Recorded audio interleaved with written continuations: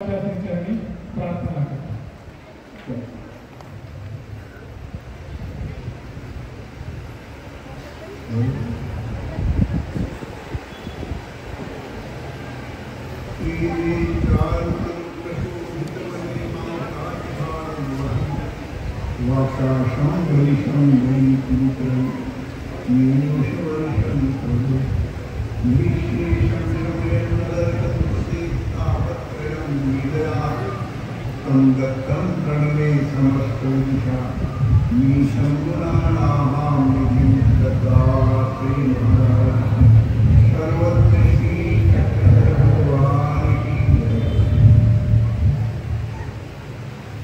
कार्यक्रमाची सुरुवातच आपली संध्याकाळी झाली। या संदर्भात एक छोटीशी गोष्ट सांगावीशी वाटते। नांदेड इथे आपण महाराष्ट्राचं प्रसिद्ध शहर, त्या शहराच्या राजाचे प्रधान संध्यावंदनासाठी नदीवर आले।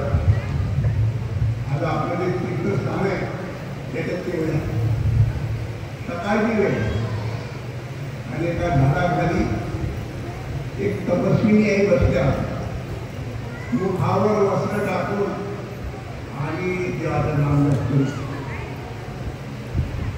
त्यांचं लक्ष गेलं तिकडे,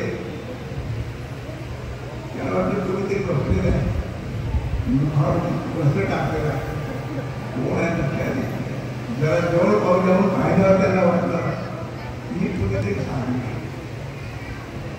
तिथे जवळ गेले, हात उभे राहिले, आईंना चाहू लागली, त्यांनी आपलं वस्त्र बाजूला केलं आणि त्याने दंडवलं। सात्विक होते, धार्मिक होते, त्यांनी नमस्कार केला आणि बसले। आई एक पुस्तक विचारत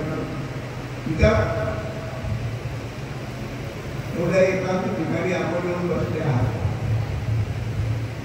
अनुष्ठान करीत आहात, मला कळते माझं हे लक्षात येत नाही की त्याला आम्ही असे एकांतात एवढे करण्याचं तर गरज नाही।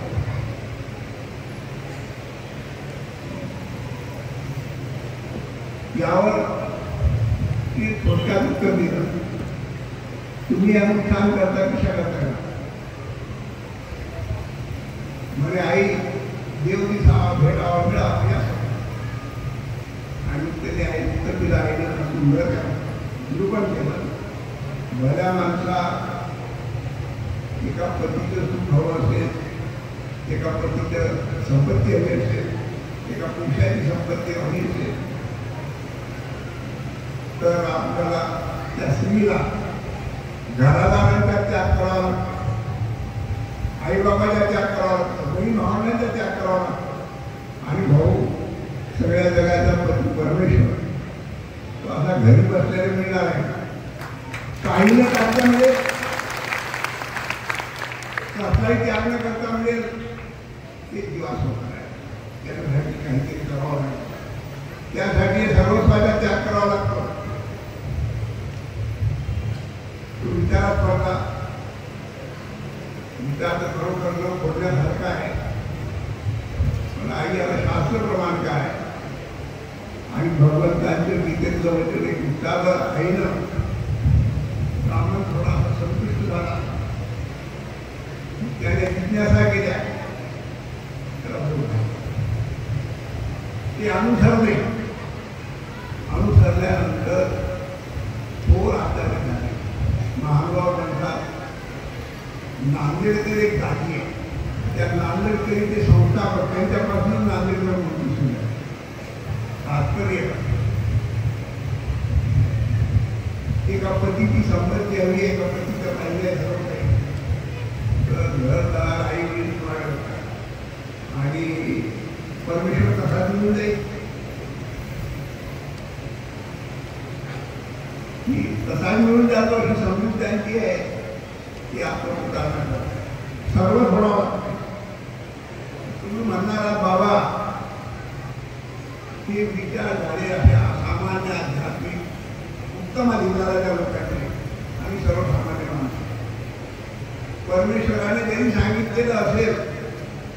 तरी आम्ही कसं काढू शकतो? हा सर्वांचा मोह तोडणं हे सर्व आम्हाला कसं शक्य आहे? मग आमच्यासाठी काही देवाने सांगितलं नाही का? आमच्यासाठी देव मिळण्याचा काही उपाय नाही असला पाहिजे. ते सर्व सोडण्याचा पात्र होण्यासाठी काही देवाने सांगितलं. सर्व सोडल्याशिवाय मी मिळत नाही हे देवाने स्पष्ट सांगितलं आहे, गीतेत सांगितलं आहे. पण हे सर्व सोडण्याची पात्रता निर्माण करण्याकरता त्याने काही उपायच नाही. तो उपाय आपण समजून घ्यायला पाहिजे.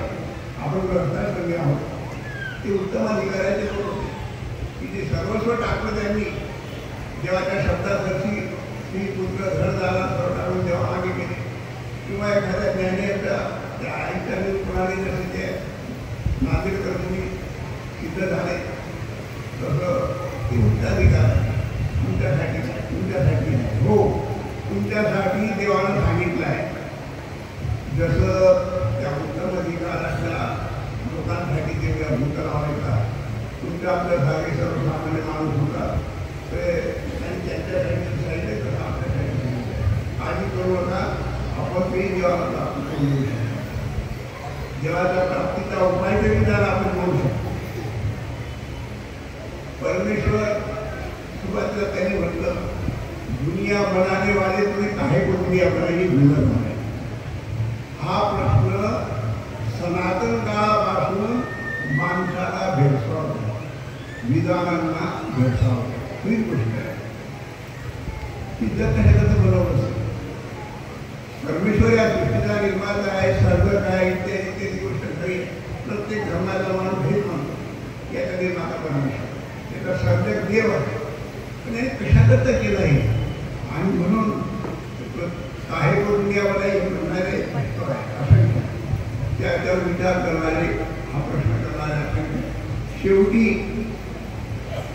काही निघत नाही तेव्हा त्या विद्वानांच्या अंतःकरणामध्ये असंही योग्य एकदा की देव वगैरे काही नाही आहे, ते आपोआप त्याचा निर्माता वगैरे कोणी नाही असं म्हणणारे काही लोक होऊन आहेत. आता त्यांची गोष्ट सोडून द्या. त्यांनी देव मानलंच नाही तर त्याचा प्रश्नच नाही. म्हणजे आस्तिक आहेत त्यांच्या प्रश्नाचे कोणत्याच उत्तर भाऊ देव मानतो ना, तो देव मानतो म्हणून मला प्रश्न बघायला तेव्हा एक अभ्यास असेल तर हे मानतो की देव ही सर्वोत्तम गोष्ट हे तुला मान्य आहे ना का? परमेश्वर ही सर्वश्रेष्ठ वस्तू आहे, सर्वश्रेष्ठ आहे तुला मान्य आहे, सर्वोत्तम आहे त्याला मान्य आहे. तर तो सर्वोत्तम परमेश्वर काहीतरी चांगल्या उद्देशाने हे करत असेल ना, काहीतरी त्याचा उद्देश हे निर्माण करण्यामागे खरोखर श्रेष्ठच असला पाहिजे, उत्तम असला.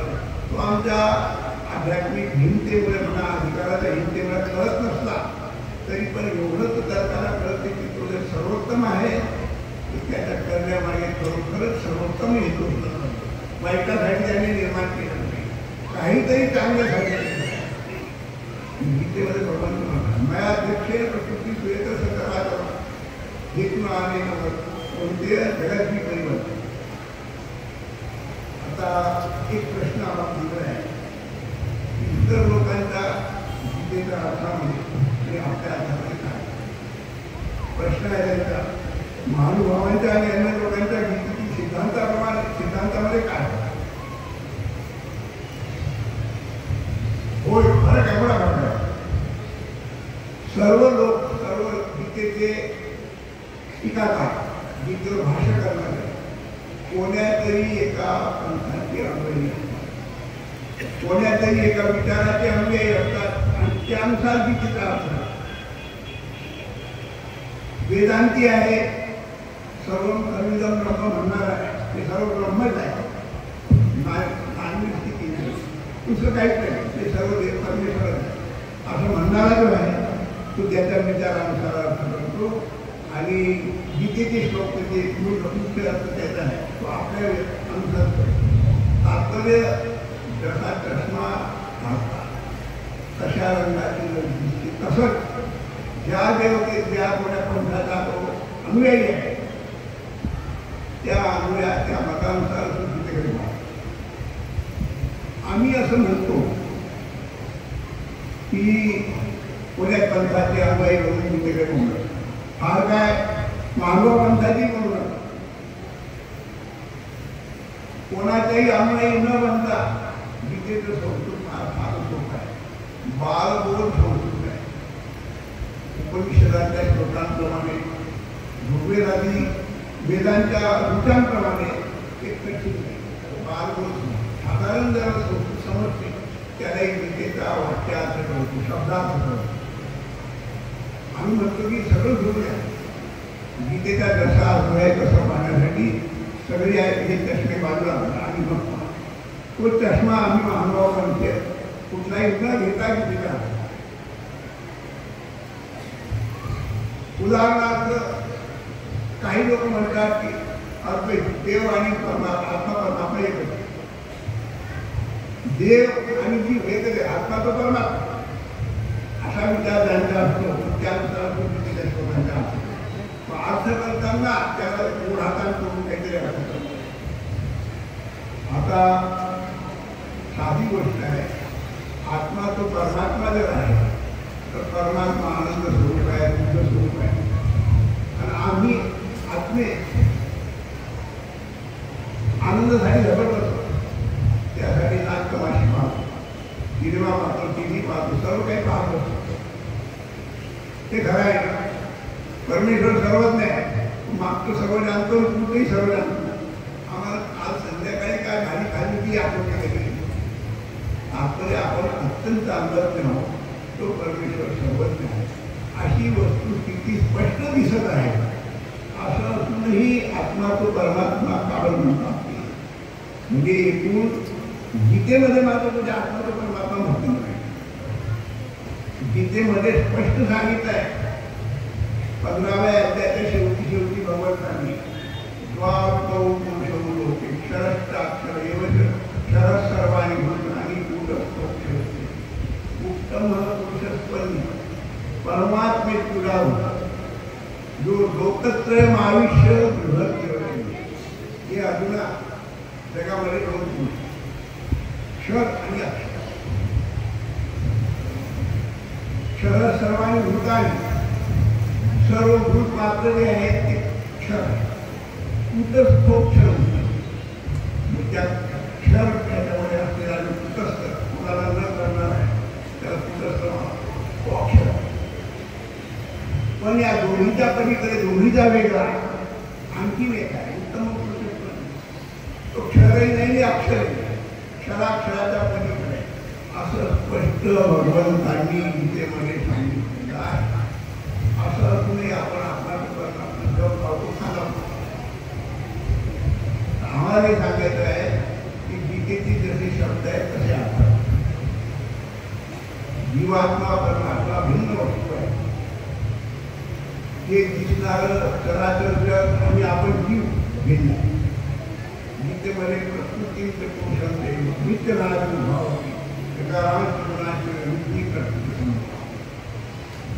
प्रकृती आणि पुरुष हे अनादी काळापासून आपातच भिन्न आहे. प्रकृतीपासून पुरुष झाला नाही, पुरुषापासून प्रकृती झाली, स्वतंत्र आहे. तुमच्या आमच्या ठिकाणी विकार उत्पन्न होतात, त्या प्रकृतीच्या संसर्गाने उत्पन्न होतात. विकार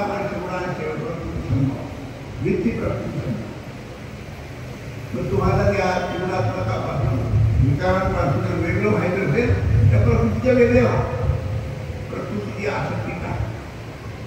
तात्पर्य गीतेचा अर्थ आम्ही असं म्हणतो की कुठल्याही बंधाचा अन्वय न होता वेदांताचे 3 हे एक म्हणतो हे सर्व एकच एक आहे. दुसरा म्हणतो देव आणि परमेश्वर एक आहे. तिसरा म्हणतो देव परमेश्वर आणि प्रपंच हे सगळे वेगळे वेगळे. असे वेदांताचे अनेक उपांग आहेत. तसे अनेक विचार आहेत. त्या विचारांच्या घेऊन आपण जर असं उडालो तर गीतेच्या आपण भक्तीकडे चालणार आहे. आम्ही म्हणत होतो कशावरून हा विषय झाला. हेतून आले कोणते जगत मी परिवर्तन इथून विषय झाला. मयाध्यक्षेन प्रकृती श्वेते ठरतात. प्रकृती ही कोण? प्रकृती म्हणजे कोण? परमेश्वराच्या अधीन असणाऱ्या देवता. त्यांना प्रकृती असं म्हणावं. त्याच्यामध्ये सर्वश्रेष्ठ देवता जी आहे ती माझ्या अध्यक्षतेखाली म्हणजे माझ्या ऐकण्याखाली जरा सर्व काही निर्माण करतो. माझ्यामुळे जर काल राहत झाली आहे. त्यामुळे हे अर्जुना जगत जगत म्हणजे या जगातले जीव हळूहळू विपरिवर्तित म्हणजे परिवर्तित होत आहे. त्यांची जी जीव अवस्था आहे, त्यांची जी जीव अवस्था आहे, प्रकृतीच्या अधीन राहण्याची अवस्था आहे, तिच्यापासून ते हळूहळू मुक्त होत आहे.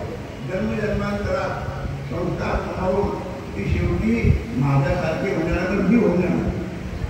माझ्या जसा मी आनंद स्वरूप आहे, बुद्ध स्वरूप तसं ते होऊन जाते. पण मी होणार कारण मी सर्वेश्वर सर्व ऐश्वर्याने संपूर्ण आहे.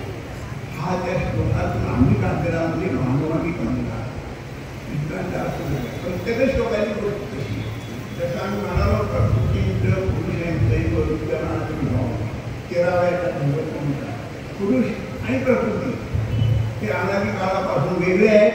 कोणी कोणापासून नाही.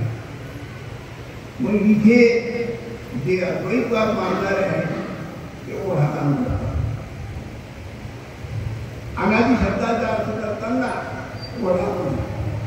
अनादी म्हणजे काय? अनादी शब्दाच्या व्याकरणाचा दृष्टी स्पष्ट अर्थ आहे की ज्याची सुरुवातच नाही. न विद्यते आदिदेश ज्याची सुरुवातच नाही. म्हणजे भगवंताला तात्पर्य म्हणायचं आहे की अनादी मूळचेच आहे, एकमेकापासून पूर्ण भिन्न आहे असं स्पष्ट भगवंताला म्हणायचं. पण जेव्हा वेदांती त्याला आत्मा परमात्मा एक आहे असं वाटतो, हे सर्व खरोखर ब्रह्म असं वाटते, तेव्हा त्याला विचार करतो आता काय असं करायचं. दादांचं काही भगवंत सांगत आहे मग तो शब्दांची ओळख आणतो. अनादी शब्दाचा अर्थ व्याकरणाप्रमाणे तुम्हाला सांगितलं. पण त्याची ओढा आणून काय करतात ते अनादी म्हणजे दुर्विद्ये आरंभ. कधीतरी आरंभ झालेला आहे याचा, पण आपल्याला प्रत्येक त्याला अनादी. आता अनादी शब्दाच्या ओढून काढून आपलं मत सिद्ध करण्याकरता अर्थ नाही. सगळीकडे असं काय भगवंतांनी जे सांगितलं आहे की त्या व्याकरणाच्या दृष्टीने त्या शब्दांचे जे अर्थ असतील ते धरूनच केले पाहिजे. आपला चष्मा अजिबात तात्पर्य आपली सुरुवात अशी आहे का भगवंतांनी जे सांगितलंय सर्व मला शरणे मला शरणे. आम्ही काय करायचं तिथे आपण आपण मुख्य प्रश्न आहे गीतेचे अर्थ कोणी कोणाला काय करणार काय आम्ही सर्व सामान्य माणसं जेव्हा आम्ही जाऊन पडायचं नाही आम्हाला एवढं सांगतो की आम्ही काय केलं पाहिजे. पहिली गोष्ट गीतेत अवतार हे परमेश्वर अवतार घेतो. परमेश्वर अवतार घेतो. प्रसिद्ध श्लोक आहे तुमच्या सगळ्यांच्या तोंडी पाठ आहे काय परित्राणाय साधना विनाशाय धर्म संस्थापनार्थाय संभवामी. हा श्लोक तुम्हा सगळ्यांना पाठ आहे आणि या श्लोकानुसार असं ठरते की परमेश्वर अवतार घेतो. चौथ्या अध्यायात अजून म्हणतो तेव्हा देव डोक्या काढून आला या अर्जुना आता तुला जे हा योग सांगत आहे हाच योग हे शास्त्र हे ज्ञान तू यापूर्वी नवस्वत राजाला सांगितलं आणि हे ऐकल्यानंतर अर्जुन म्हणतो महाराजा तो विवस्वत राजा पुण्याने कधी होऊन अपरम भवतो जन्म परम जन्म विवस्वत कथम एक तुझ्या आणि तो माझा बघतो माहिती. त्या विवस्वत राजाचा जन्म फार कित्येक युगापूर्वी होऊन गेला.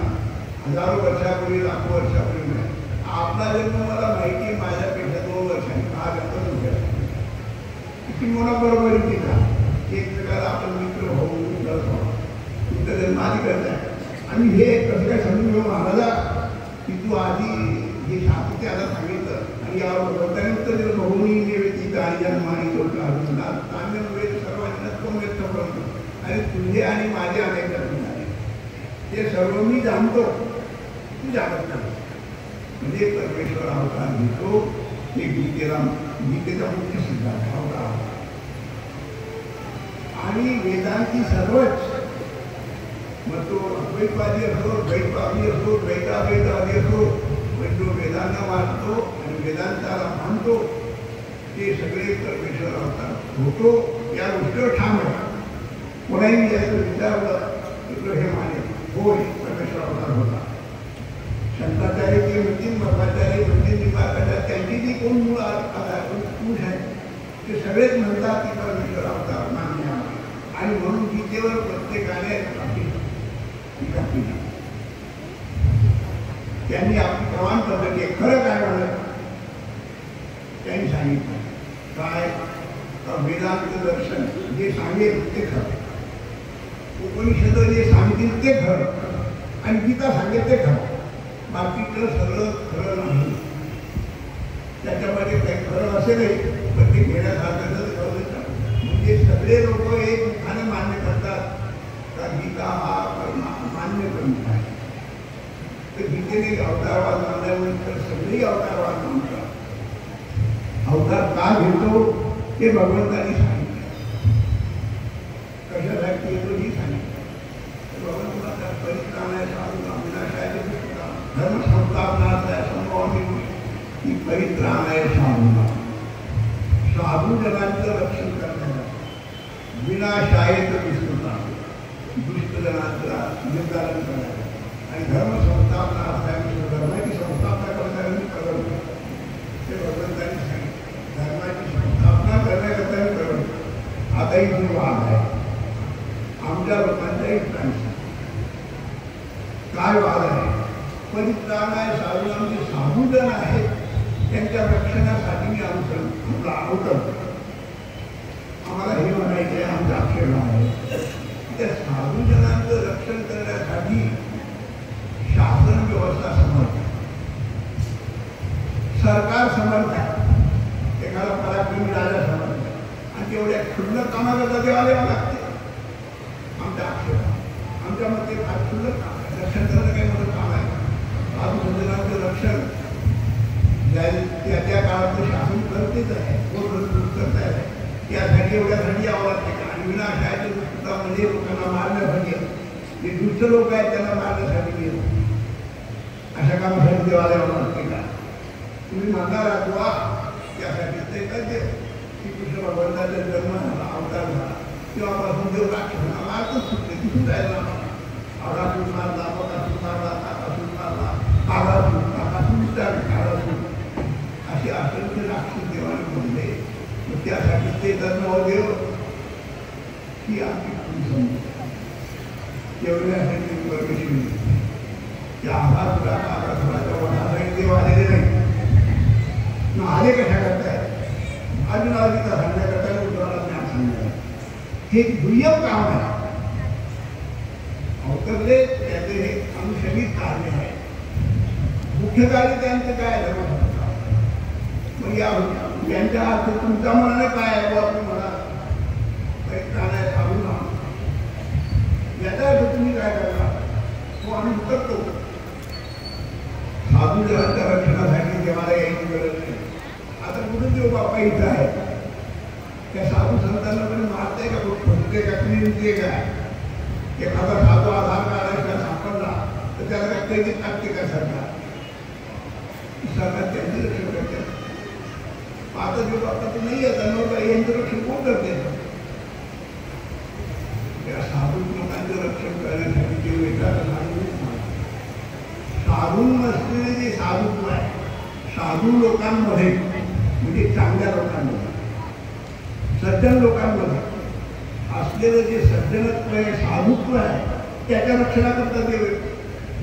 आणि त्या देवाच्या पश्चात त्यांचं ते साधुत्व त्यांनी स्थापलेला धर्म, सरकारने, राजाने, आणि सुतान विनाश आहे म्हणजे आघातूपणा करून येणाऱ्यांना मारण्यासाठी काय करण्याकरता येतो? त्या दुष्टजनांमध्ये असलेली जी असत प्रवृत्ती आहे, दुष्प्रवृत्ती आहे, ती नाशण्याकरता मिळतात. आणि हे कार्य तोच करू शकतो, कोणी राजा करू शकतो. तेवढी मोठी देवता असेल तर हे काम ती करू शकत नाही. सज्जनांच्या ठिकाणी असणाऱ्या सज्जनतेचं, सर्वसामान्य सज्जन असतात ते त्याच्या ठिकाणी सज्जन एक देवच करू शकतो. आणि दुर्जनांच्या ठिकाणी असणारी दृष्टवृत्ती आहे ती कायमची नष्ट करण्यासाठी हे काम फक्त देव आणखी कोणी करू शकत नाही. साधू संतांच्या निरनिराळ्या कथा तुम्ही ऐकलेल्या असतील, त्याच्यामध्ये एखाद्या साधूच्या दर्शनाने एखादा दुर्जन सज्जन म्हणून गेला, अशा गोष्टी पुष्कळ ऐकल्या तुम्ही आहे याच्यात. त्या कथांना आम्ही करत नाही, पण त्यामुळे होणारी जी त्याची दुष्प्रवृत्ती जी वाईट प्रवृत्ती असं प्रवृत्ती ती नष्ट होते करायला कायमची नष्ट करणे केव्हा शक्य आहे. साधू संतांना नाही, कोणाला एखाद्या साधू संतांमध्ये जी सत्प्रवृत्ती ती देवामुळेच आहे. त्यांच्या दर्शनानं होणार, त्यांच्या निरूपणानं होणार, दुर्जनांना उपस्थिती ती देवामुळे त्यामुळे मुख्य अर्थ आहे की यासाठी परमेश्वर सज्जनांच्या रक्षणासाठी, म्हणजे सज्जनांच्या सज्जनतेचं रक्षण करण्यासाठी. दुष्टता म्हणजे दुर्जन आहे त्यांच्याची दुष्टवृत्ती नष्ट करण्यासाठी धर्मसंस्थापना आहे, म्हणजे त्यांच्यामध्ये सज्जनता सज्जन साधुत्व निर्माण करणारा जो धर्म आहे तो धर्म सांगण्यासाठी. त्या धर्माला ख्रिस्ती धर्म नाव नाही, इस्लाम धर्म नाव नाही, हिंदू धर्मही नाव नाही.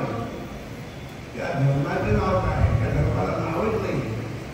त्या धर्माचे नाव आहे अनन्य भक्ती. मामचे योग विचारेण भक्ती योगेन सेवते सर्वगुणान् समतीत्येका ब्रह्मभूयाय. तो धर्म म्हणजे परमेश्वराची अव्यय विचारिणी अनन्य भक्ती, हा तो धर्म आहे. त्या धर्मामुळे सज्जनांचं सज्जनत्व टिकून असते, दुष्टांचं दुष्ट असत्प्रवृत्ती नष्ट होते. आणि त्या धर्मामुळे सर्वसामान्यांच्या अंतःकरणामध्ये सत्प्रवृत्ती जागृत होते. तो धर्म स्थापण्याकरता परमेश्वर त्या धर्माला नाव काय आहे? त्या धर्माला एकच नाव आहे अनन्य शरणागती, अनन्य परमेश्वर भक्ती, अव्यय विचारिणी परमेश्वर.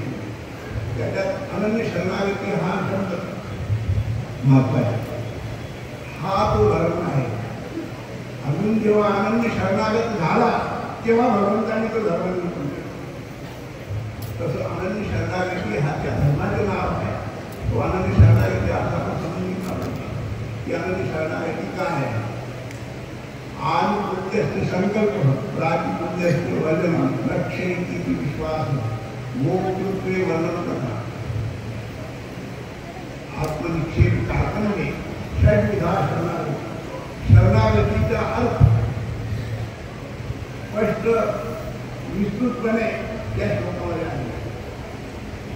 अनुकूल म्हणजे आपण ज्याला शरण गेलेलो आहोत परमेश्वर, आपण त्याला शरण गेलो. जसं अजून म्हणतात की तुम्हाला शरण आलाय, मला उद्देश शादी प्रपन्न म्हणजे तुम्हाला शरण आलेल्या मला आपण यथार्थ उपदेश करणं सांगायचा काय करू. ज्याला आपण शरण गेलो आहोत, शरणागत आहोत म्हणतात, त्याच्या प्रवृत्तीने वर्तन करणं. प्रातिपुत्यस्थ वचन म्हणजे ज्याला आपण शरण गेलो आहे त्याच्या प्रकारचा विरुद्ध न व्हा. त्याला जे नको वाटते ते न, त्याला जे वाईट वाटते ते आपण जा. त्याचप्रमाणे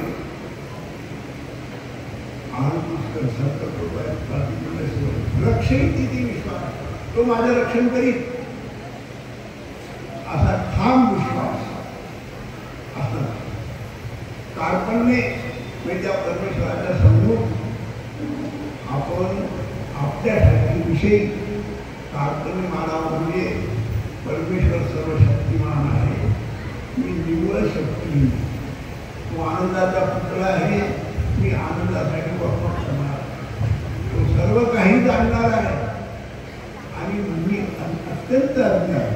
अशी त्या परमेश्वरामुळे स्वतःबद्दल पूर्ण भागणं त्याला न करणं. दुसरा अर्थ आत्मनिक्षेप.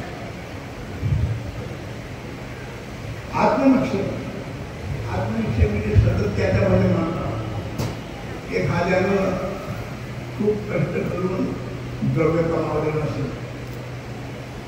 आता त्या जुन्या काळात बँका होत्या, ते कमावलेलं घर जमीन ठेवून ठेवावं. मग कोणी उमरड्याखाली ठेवून ठेवायचं, कोणी जात्या खाली ठेवून ठेवायचं, कोणी तुम्ही त्याच्यावर ठेवून ठेवायचा. ते कमावलेलं घर ना रक्षणासाठी असं ठेवून ठेवा. त्याच्याकडे नेहमी त्याचं लक्ष आहे. कुठे बाहेर गावी गेला माझी कमाई आमच्या ठिकाणी.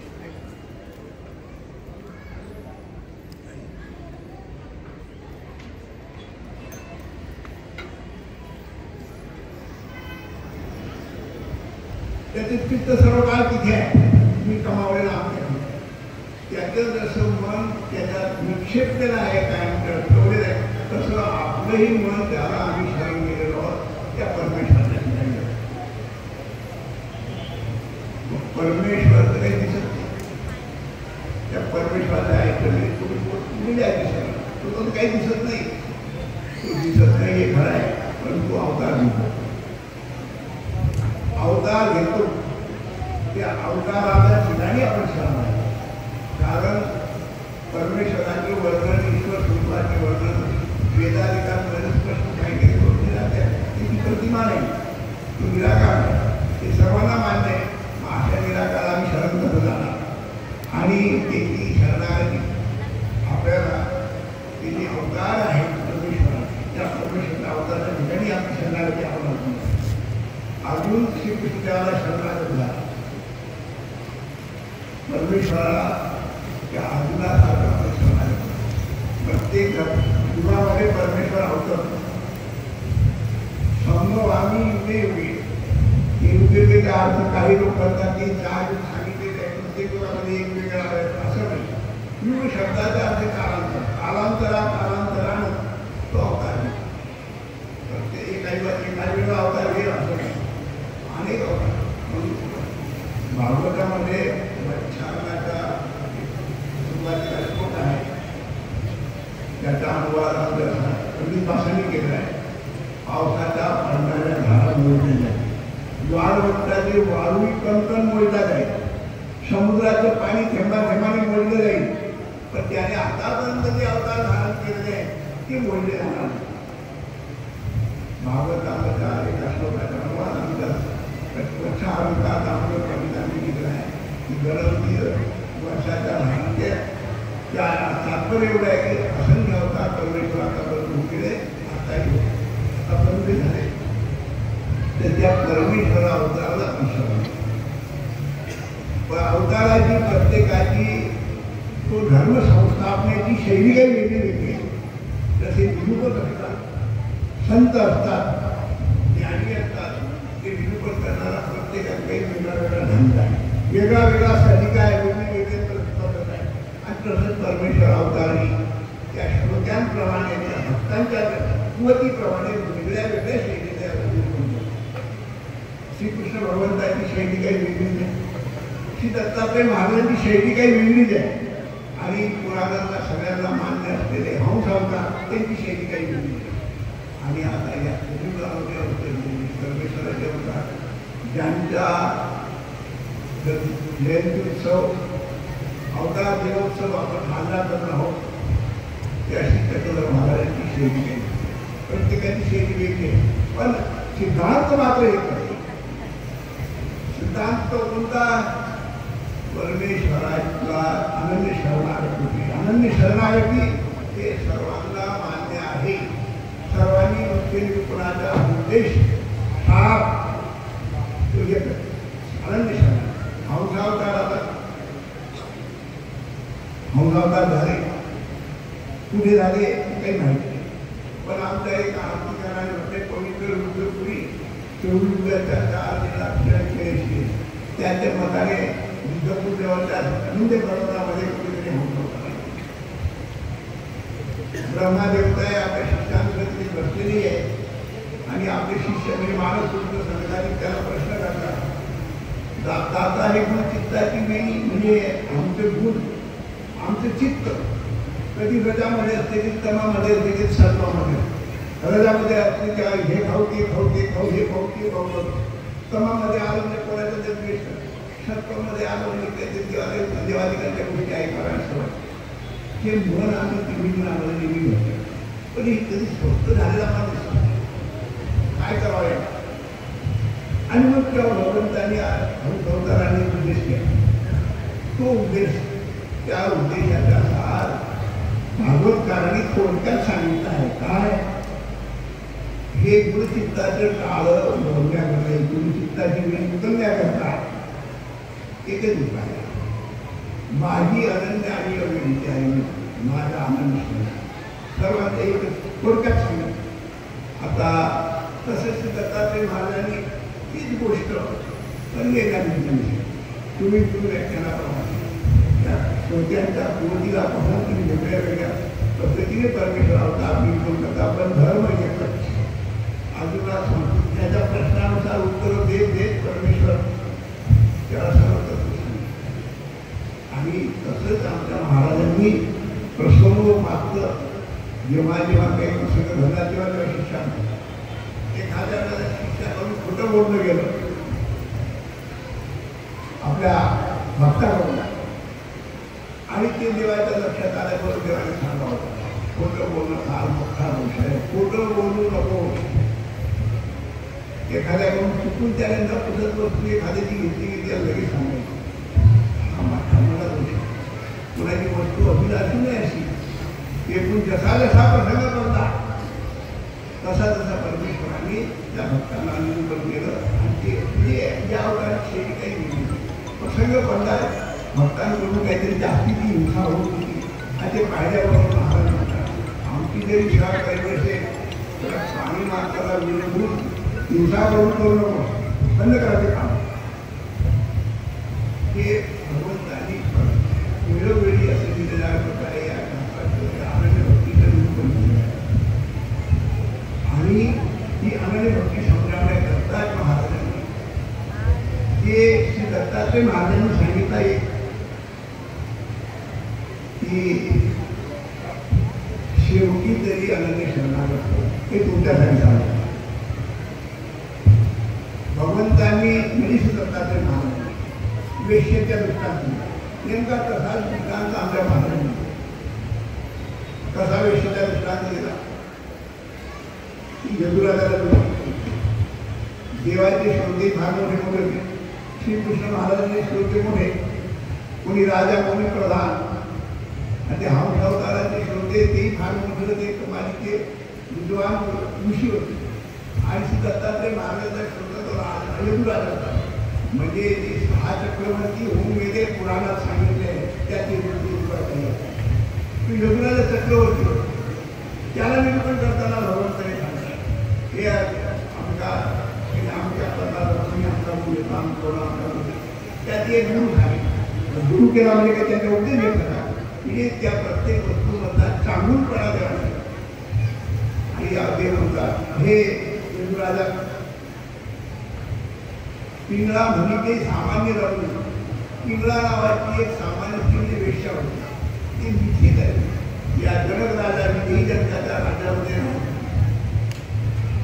एकदा झालं काय तिच्याकडे गिरायची तगमग करते काय करू येत नाही, काय करू येत नाही. कोणी खाण्याचं तरी वाटायचे माझ्याकडे गिरायक आला, कोणाला चाहून लागलं तरी वाटायचे पडतात, पण कोणी काही येईल ना. हे सगळं तिने रात्रभर काम सामान्यतः पश्चात जेव्हा लागला सकाळची वेळ होत आणि 4 वाजले 3 वाजले तेव्हा ती मनामध्ये विचार करते एवढा नालायक नाही म्हणून पोटाची खळगी भरण्याकरता मी हे शरीर विकते. त्या शरीरात हा परमार्थ केला पाहिजे, भक्ती केली पाहिजे. ते शरीर ते सामान्य माणसाला हरा माणसाच्या गुन्ह्याला मी अर्पण करते, त्याच्यावर पोट होते. थोडं नालायक नाही. त्यापेक्षा त्या एका देवाची जर भक्ती केली तर मालकीची भरत असते की ज्याची भक्ती कधी अवीट आहे माणसाचा वीट येतो. तात्पुरतं त्याचं आकर्षण आणि नंतर वीट येतो आणि कालांतरे एकमेकामध्ये एवढा वेगवेगळा होऊन जातो की ड्रायव्हर भेटल्यानंतर एकमेकाबद्दल सुडाची भावना असते. अशा कमी तर किती जातो त्या एका दिवसाची तिने सगळं सोडलं आणि हे सगळी चिंता विचारांचा शांत झोपली आणि पुढे ती आपलं जीवन त्या निसर्गापासून टाकून आणि एका ठिकाणी परमिशन तसंच भगवंतांनी कसा दृष्टांत आपल्याकडे सांगितला. तुम्ही आम्ही सगळे जन्म कशात घालवतो ती जशी या पुरुषाला दे त्या पुरुषाला दे आपला काळ देते तसं आम्ही पोटा पाण्यासाठी जन्म करतो. मुलासाठी करतो, मुलीसाठी करतो, बायकोसाठी करतो, बापासाठी, या सगळ्यांसाठी करतो. तर स्वतःसाठी काय करतो? स्वतःच्या उद्धारासाठी काही करतो म्हणजे स्वतःच्या उद्धारासाठी आपण काही केलं. सर्वस्वाचा त्याग केला पाहिजे. पण शेवटी हा प्रश्न आहे किंवा आम्ही सर्वस्वाचा त्याग करू शकत नाही. आमच्यासाठी सांगा. ते फार मोठे लोक आहेत त्यांच्या पायाची धूळ आम्ही बनवतो. त्यांची आठवण करू मला त्या संजोगन आमच्यासाठी तो तुमच्यासाठी सांगितलं. देवाने तुमच्यासाठी मी सांगितलं आहे. सर्वात पहिली गोष्ट दुर्व्यस्त व्हा. मला असं माहिती आहे की हे महानुभावपंथी आहे सगळे उद्देशी आणि त्याच्या दुर्व्यसनाचा आधी कोणीच नसावा असं आम्हाला वाटते बा. ज्या महाराजांच्या देवाच्या जन्मोत्सवासाठी आलेले ते उद्देशित आहे की काही दुर्व्यसन राहतील असतील असले दारू बोला की तुम्हाला सांगावं लागणार नाही. सोडलेली असेल तुम्ही आणि मांस खाऊ नका, अंडे खाऊ नका, सोडलेलं असेल. बरं स्त्रीगमन करू नका पुरुषांसाठी, बरं पुरुषगमन करू नका स्त्रियांसाठी, तुम्ही सोडलेलं असेल. तसं शिकार करू नका ते तू आम्हाला शिकायचं काय काम करतो शिकायला करत नसेल. हे सगळं तुम्ही सोडलेलं असेल हे खरं आहे. पण एक गोष्ट तुमच्यावर उठते देवाला सांगितलेली अनन्य शरणागती तुमच्यावर उठते. तुम्हाला काही थोडासा कष्ट आला, काही झाले, कोणी मानसिकाकडे जातात. खूप तिशी लोक असतात तुमच्या पाहण्यात आहे ते सोडा. महानुभावपंथीय काही जरी झाली झालं त्यांनी इतर दैवतांची आराधना करणं, उपासना करणं, नवस करणं ही कुठली गोष्ट आहे. करावंच वाटेल तुम्हाला. आमचा देव सर्व काही द्यायला समजतो. तो सर्व काही तुम्हाला काही करावंच वाटेल तर आपलं स्थान कितीतरी त्या स्थानाच्या ठिकाणी जा. तिथे परमेश्वरा काय मागायचे ते मागा. इतरत्र जाऊ नका.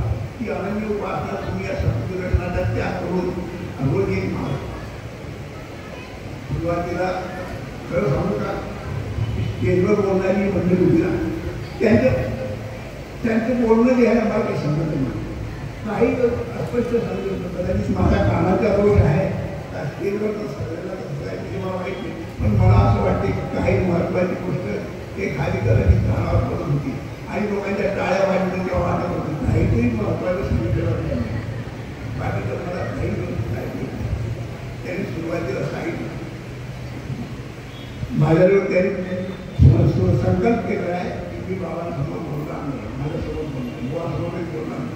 तरी देखील त्यांना ज्या प्रकारात मी बोलू कसं बोलू मी सुरुवात दिली आपल्याला ठीक आहे ती बोलले त्यांनी सुरुवात केली. मग त्यातलं जे काही बोल आवडला की एक काय दुनिया पण आहे.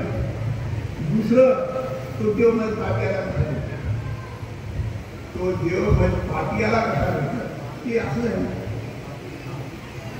त्या दोन ओळी मला लक्षात आल्या ते एवढंच लक्षात. दुनिया बनाने वाले पुढे काय दुनिया बने घरी काय चांगल्यासाठी देवाने दुनिया बनवली आहे आणि ते चांगलं काम कोणतं तरी सत्य टाकून आणि एका आनंद शरणागती परमेश्वराची आनंद उपासना करणं, नवस काया इत्यादी देवदेवता अभिषेक करणं ते टाकून देणं आणि ते म्हणतात त्याप्रमाणे तो देव कशी ओळखायचा प्रकृतीला त्रास होईल. पुन्हा म्हणजे प्रकृतीला त्रास होईल ओळख काय तो देव काय तो देव पापी आम्हाला देव कसा भेटला. पण एवढा मंत्र जो आहे नामस्मरण जरूर करा पण त्याच्याबरोबर हेही सांगा परमेश्वर तू सर्व चांगल्या कामासाठी तो परमेश्वर मला पाकाला कसा दिसेल. हाही रोज अंतःकरणामध्ये परमेश्वर प्राप्तीसाठी तो देव दिसावा यासाठी एवढं तरी करत सप्तदुर्गासनाचा त्याग करून आणि देवी देवतांच्या कुठल्याही प्रकारचे नवसाय असलं करणं आणि दररोज हे म्हणणं मग पाप्याला तो देव कसा. पण मनापासून म्हणणं असं कराल ते तुमच्यासाठी साधा स्वभाव आहे. ते उच्च लोक आहेत, श्रेष्ठ लोक आहेत, सर्वसाधारण. तर तुम्ही हे लक्षात ठेवा की एवढ्याने आपल्याला देव मिळणार आहे बरं का. त्यांच्यासारखं आपल्याला व्हायचं आहे.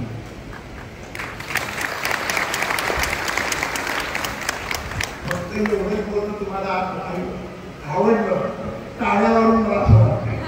आतापर्यंत बोलणं तुम्हाला वाटते की मला असं वाटतं की तुमच्या एका डोक्यावर जरी गेलं किंवा तुम्हाला पटलं घेतलं एवढं तुम्हाला आवडलं त्याच्यात आम्ही धन्यता समजतो. हे सगळं बोलून मी आता तुम्हाला त्यासाठी शुभेच्छा देतो. तुम्हाला सर्वांना त्या देवाने जो धर्म स्थापन केला आहे तो सतत तुमच्या लक्षात राहू यासाठी देवाला प्रार्थना करतो. सुसंगतीचा घडो